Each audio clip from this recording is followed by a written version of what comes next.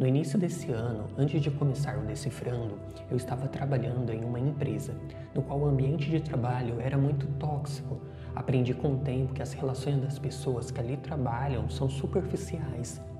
Todos, em alguma escala, não desejam estar naquele ambiente e só continuam lá pois possuem filhos ou algum status que procuram manter. Entretanto, aquele ambiente que me causou muito mal físico e psicológico era visto por familiares como um lugar bom, pois a visão natural que as pessoas possuem é a de que se você está trabalhando em um local e ganhando dinheiro, já é o suficiente, e é você que precisa se esforçar para continuar lá. É como um jogo, se você está trabalhando, você é um sucesso, mas esse sucesso envolve uma contradição. Se estou ganhando dinheiro, eu deveria estar feliz, mas isto não aconteceu comigo. Após vários meses de trabalho, todo o meu esforço inicial de agradar começou a ser consumido pelas tarefas que se tornaram mecânicas e o alto estresse que ainda hoje sinto. O estresse, que aumentou a cada dia de trabalho, chegou à sua fase de exaustão. Eu, que já sou muito magro, estava emagrecendo ainda mais. Meu corpo desgastado e cansado, meu sono que chegava a ser um tormento, no qual não descansava, mesmo dormindo horas e horas. Meu humor que estava chegando ao apático, no qual estava fugindo de pessoas, amigos ou festas, me isolando cada vez mais. Tudo isso me refez pensar se era o que desejava para a minha vida. Então a resposta surgiu e o resultado foi o não. Então planejei sair do trabalho. É claro que aquele momento me ensinou muito e me transformou muito também. Então eu agradeço aquele momento, mas busquei recomeçar com algo novo. E foi aí que o Decifrando nasceu, mas não apenas o Decifrando. Voltei a criar colagens digitais na minha conta do Instagram, Artes do Mu. 2 pequenos projetos que caminham juntos. O Decifrando me ajuda a continuar produzindo um conteúdo audiovisual no qual aprendi em minha faculdade de cinema, e o Artes do Mu me liberta com suas cores e sua infinita liberdade criativa. Evidentemente, ainda busco um novo emprego formal, mas agora estou mais consciente sobre o que estou procurando, e não é aquele familiar que te chama de vagabundo pelas costas ou aquele amigo que verdadeiramente deseja que seus sonhos acabem que você deve acreditar, pois a experiência é nossa e única. Sou eu que estou esforçando meu corpo a acordar todo dia cedo, sou eu que estou movendo as minhas mãos, sou eu que controlo o meu destino e o meu futuro. E pessoas com mentes pequenas, que possuem muitas opiniões, falam muito, mas na verdade são escravos de suas próprias vidas. Então não a escutem, mas siga o seu coração, siga sua mente. Esquecemos que o trabalho não é um jogo, não existe vitória ou derrota, o que existe é sua vida.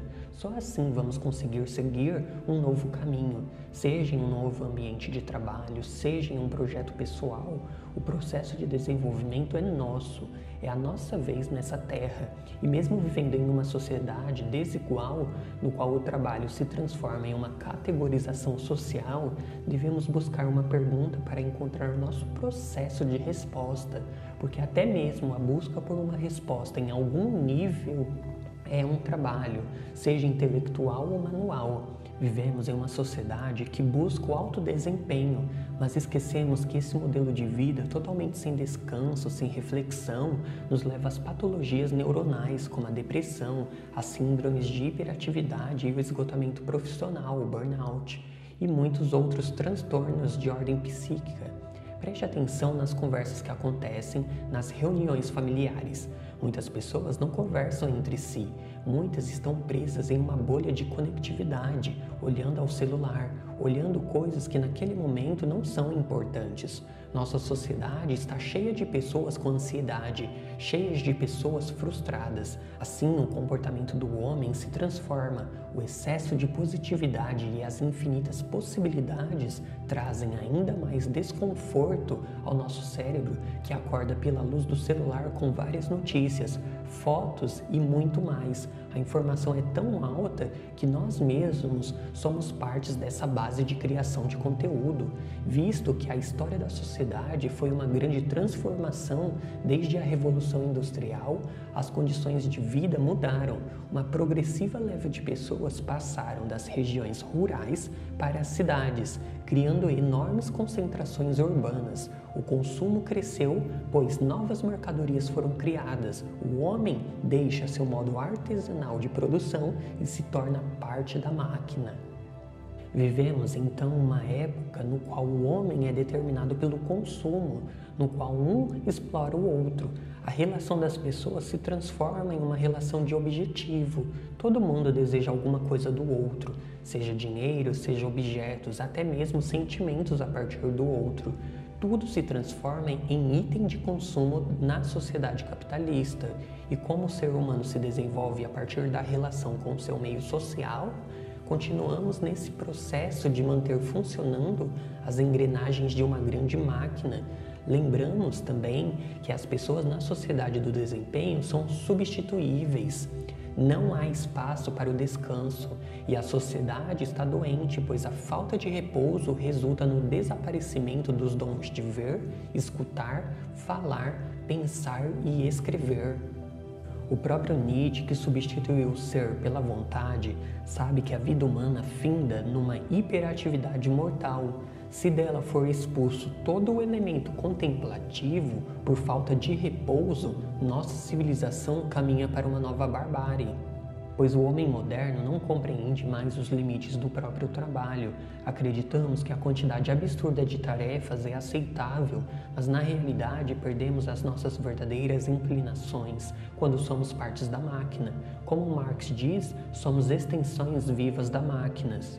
E o resultado é a tenebrosa monotonia ou infinito tormento do trabalho. O trabalho alienado, continua Marx, inverte a relação, pois o homem, sendo um ser autoconsciente, faz de sua atividade vital, de seu ser, unicamente um meio para sua existência.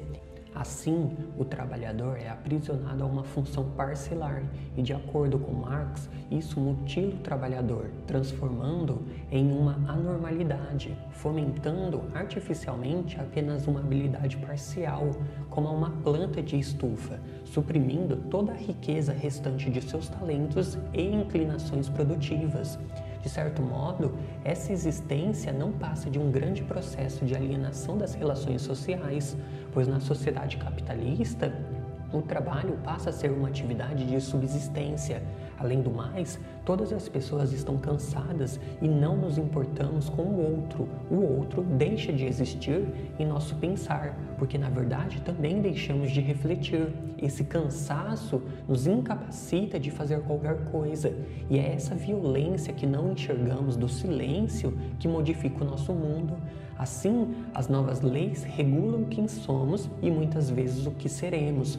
O indivíduo segue um percurso planejado de desenvolvimento, uma estrutura social há muito estabelecida com padrões a serem seguidos, e até mesmo as próprias pessoas são responsáveis por esse padrão, pois muitas não possuem uma perspectiva de vida e apenas conhecem um pequeno mundo no qual é difícil ter uma visão fora da caixa.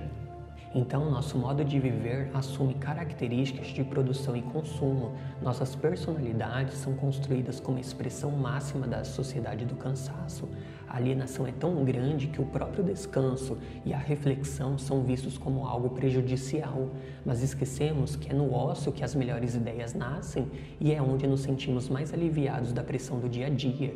Desse modo, o excesso de trabalho nos transforma em seres autoexplorados, no qual nos obrigamos a realizar o possível e o impossível. O eu posso expressa precisamente o caráter de positividade da sociedade de desempenho.